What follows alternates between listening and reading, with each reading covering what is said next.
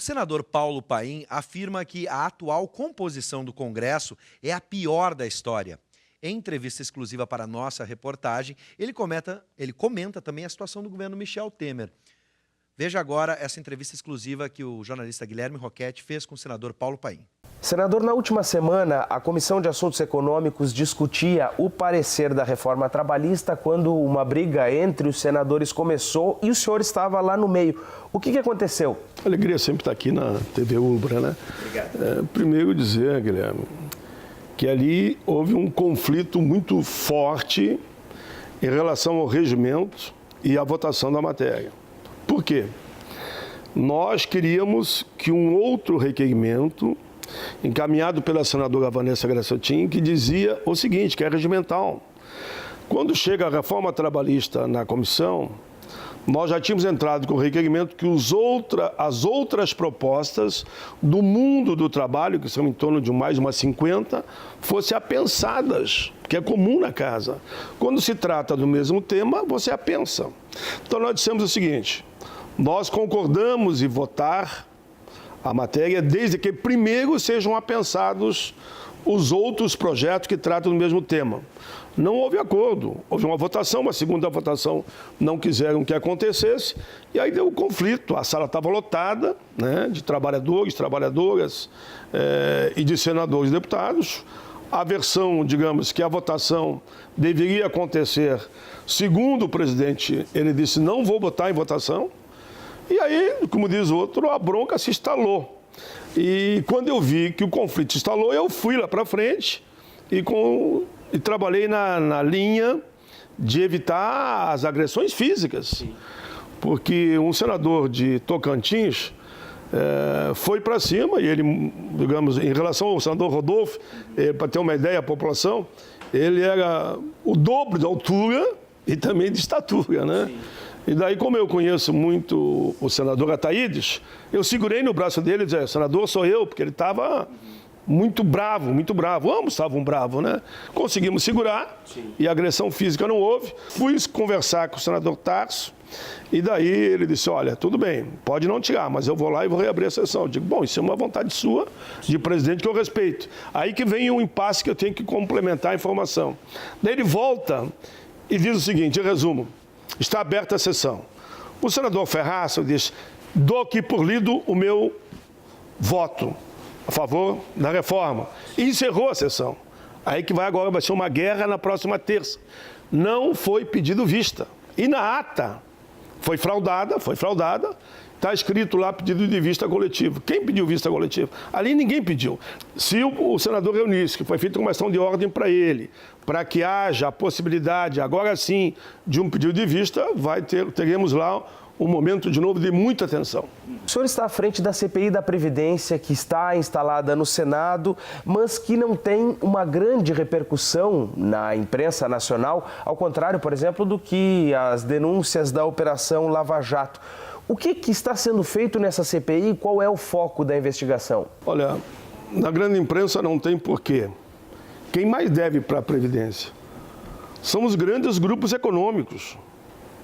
Esses frigoríficos, esse JBS, por exemplo, é o segundo maior devedor, né? E ele meio que financia também, todos nós sabemos, parte da mídia. Então não há interesse dos grandes grupos empresariais e parte da mídia de fazer que a CPI seja vista pelo conjunto da população. Quem mais deve são bancos, grandes montadoras, vi lá grandes montadoras, e nós temos agora chamando esses grandes grupos econômicos para o setor. Os primeiros 5 dos meios de comunicação, venham lá responder. Os primeiros 5 da indústria, venham responder. Os primeiros 5 do comércio, venham responder. Aí pegamos, como é muito grande o número de frigoríficos que está devendo, os 5 maiores frigoríficos que estão devendo. Eu, como presidente, tenho autoridade para convocar. E se eles não vierem, eu tenho que mandar a polícia buscá-los para depor na CPI. Uma das últimas ações é que o governo cobre da JBS as dívidas com a Previdência, que chegam aí a 2 bilhões de reais. Esse é um dos veios, digamos, da nossa atuação, ir para cima dos grandes devedores, que eles devem mais ou menos 500 bilhões para a Previdência, esses grandes devedores. A JBS é uma delas só, né? E o que nos dizem os próprios procuradores da Fazenda, os auditores fiscais? Senador, eles nos tiraram toda a estrutura para nós cobrar deles. Então, mas por que não cobram, então? Não cobram porque o próprio governo não deixa os profissionais da área trabalhar para fazer o devido processo de cobrá-los. E tem um dado que é gravíssimo, que eu vou falar aqui.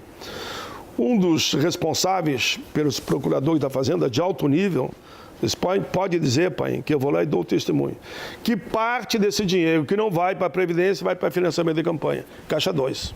Caixa 2, olha bem, o dinheiro da Previdência está sendo usado para a Caixa 2 e nós vamos mostrar, porque tu tem ali os que não pagam e quem financia a campanha. É só fazer o vínculo, né? Rastrear, seguir, que você vai de cordão a cordão ligando um ao outro para ver onde é que está o furo da bala. Então, por isso que a gente fala, em vez de cobrar os grandes devedores, tem outro dado que é assustador.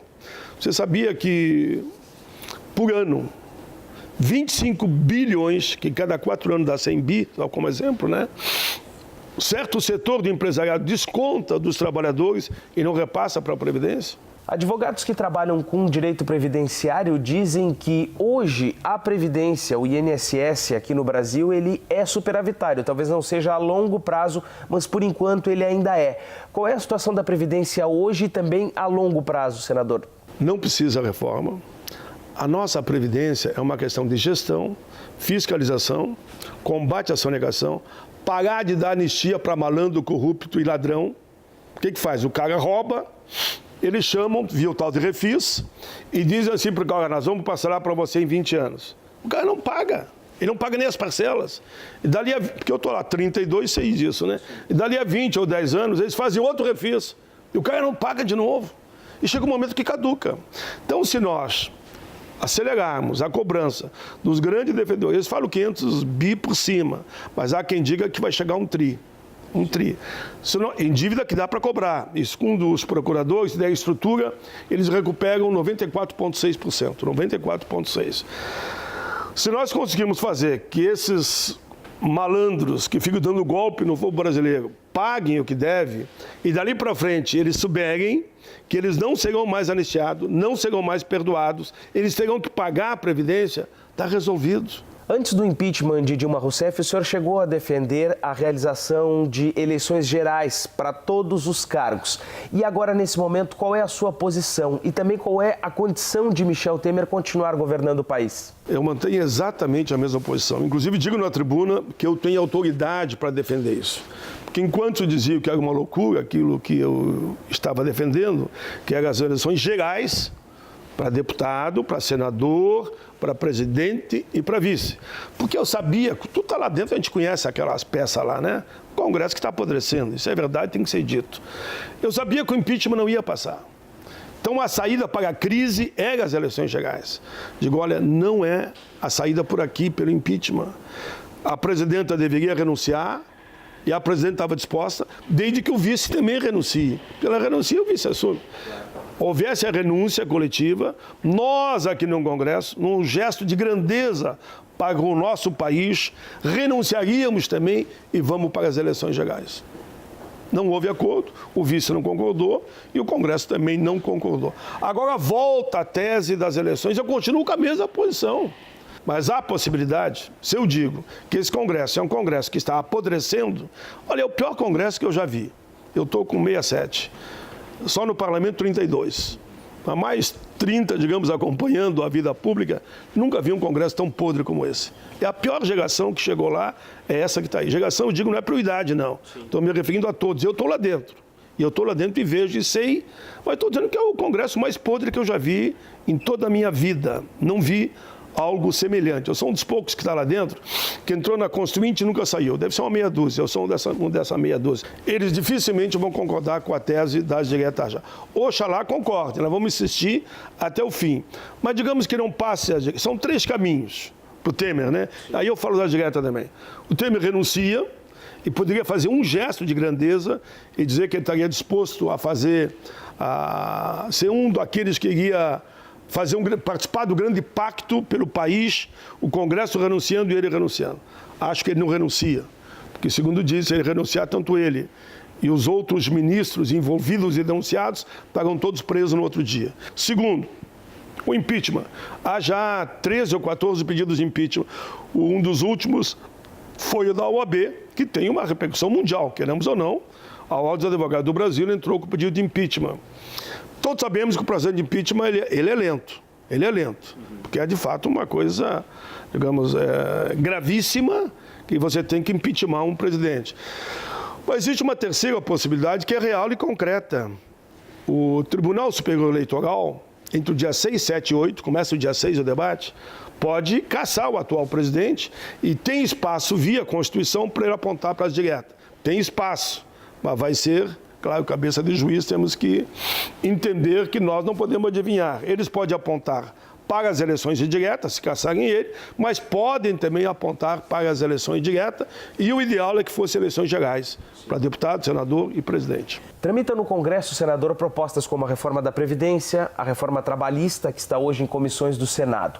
Qual é a condição dessas reformas avançarem no Congresso Nacional? Essas duas reformas, elas teriam que sair de pauta. Se aquele Congresso não, infelizmente vou repetir, não tivesse apodrecendo e fosse um Congresso responsável, ele diria o seguinte: vamos votar, como votamos essa semana, votamos, a oposição no Senado não complicou, uma série de medidas provisórias para o país continuar respirando naturalmente. Agora, essas duas reformas estão sufocando o país. Nós temos dito que não há clima, não tem a mínima condição de aprovar, até porque a reforma da Previdência, eles precisam de 3/5 na Câmara ainda, é 308 votos. Eles não têm, por isso não botaram em votação. A reforma trabalhista, que a maioria é simples, basta metade mais um dos presentes na comissão, no plenário, assim mesmo eles estão tendo dificuldade. Eles querem botar tudo rápido, porque se o Temer sair, o serviço sujo já foi feito. Quer tirar e rasgar a CLT e, se depender deles, claro, também acabar com a nossa Previdência, que eles vão entregar para o sistema. O acordo deles é o seguinte: a Previdência vai ser privatizada, entrega para o sistema financeiro, e privatizar pelo processo, né? Quando você desgasta a Previdência, você está incentivando as pessoas a ir para a Previdência privada. Então, o quadro é esse. A trabalhista, eles terão dificuldade, porque além da Comissão de Economia, depois vai ter na Comissão de Assuntos Sociais, vai ser outro embate. Depois vai para a Comissão ainda de Constituição e Justiça, outro embate. E depois vai para o plenário ainda. Se eles respeitarem o regimento, a menos que eles rasguem, que nós estamos quase no estado de exceção, eles não votam essas duas matérias antes do recesso. O texto da reforma da Previdência deixou, por exemplo, as polícias dos estados sem a aposentadoria especial, mas manteve esse benefício para a Polícia do Senado. Qual é o risco do trabalhador do setor privado acabar sendo o único, por exemplo, a pagar essa conta? Essa é a tendência, se depender deles. Trazer um prejuízo enorme para aqueles que dependem, que são do trabalho do regime geral da Previdência. O trabalho do regime geral da Previdência, né, que é o assalariado. E é tanta informação e desinformação e confusão que eles fazem, que um dia eles dizem: os professores nos estados não entram, os policiais civis nos estados não entram, o federal entra, eu digo na especial. Se os estados decidirem, decidam como bem entenderem. Então, calculam, podemos ter um estado que a professora vai se aposentar, por exemplo, com 25 anos de contribuição. No outro estado, 49 ou 40. Sim. Eles estão tão perdidos, mas tão perdidos, eu vou dar só um exemplo, que um dia eles chamam estado de guerra, bem dizer, e convocam o exército para proteger Brasília, no outro dia de manhã eles anulam o decreto. Só como exemplo da confusão e da lambança de um governo que não sabe para onde vai. Admitindo, senador, a possibilidade de eleições em 2018 no trâmite normal, né? Hoje a instabilidade é tão grande que a gente não sabe o que pode acontecer amanhã, mas, por exemplo, admitindo o rito normal de que as eleições vão acontecer no ano que vem, qual é o caminho que o PT deve seguir? Lançar novamente o ex-presidente Lula para candidato, então, à presidência do país? Todo mundo me pergunta, na eleição indireta ou direta, quem é o nome que você acha? Eu acho que é um erro esse debate que estão fazendo em cima de nome. Um levanta Bolsonaro, outro levanta Dória, outro levanta Ciro, outro levanta Lula. E por isso é que eu acho que nós temos que defender um projeto de nação. O Brasil tem que começar a provocar qual o projeto de nação de cada partido. Que cada partido diga o que ele quer com o Brasil, o que ele pensa para o Brasil. E em cima de um projeto de nação, que os partidos devem apresentar, e quem mais souber defender, precisar, qual o programa ideal, será eleito pelo povo brasileiro. Se o PT resolver lançar o Lula, bom, é um direito do PT, né? Se o PSDB resolver lançar o Aécio Neves ou o Dória, é um direito dele. Essa ou aquela proposta. Quando o senhor esteve aqui na Ubra TV na última vez, o senhor até lançou que poderia sair do Partido dos Trabalhadores. Hoje, como é que está essa proposta? Eu tenho conversado muito com aquele PT de raiz que a gente chama, né? E aquele PT que está me mantendo nessa posição. E por que não lembrar que nomes como Raul Ponte, né? Alguém consegue atacar um Raul Ponte? Não consegue. A questão não é nomes, um Olívio Dutra. Tem tanta gente boa. Eu diria na maioria dos partidos, tem gente boa. Então, saindo dos nomes, mas da proposta, e se nós conseguirmos recriar o que eu chamo a origem que me manteve sempre na mesma rebeldia. Se é numa casa que eu percebo que 90% lá dentro só defende o interesse do grande empresariado, alguém deve defender o povo, até para buscar o equilíbrio. O meu nome, eu sei que eles respeitam no diálogo que eu tento estabelecer, porque temos que conversar. Né? Não podemos dizer que o empresariado é nosso inimigo e nós, trabalhadores, somos inimigos dele. Não. Podemos dialogar, conversar, mas não podemos aceitar duas reformas. E repito isso, uma que só interessa o setor financeiro e a outra reforma trabalhista que só interessa o grande capital, o grande empresariado. Isso é o desequilíbrio, isso é pregar quase que a convulsão social e eu não estou nessa. Eu não quero o meu país numa convulsão social.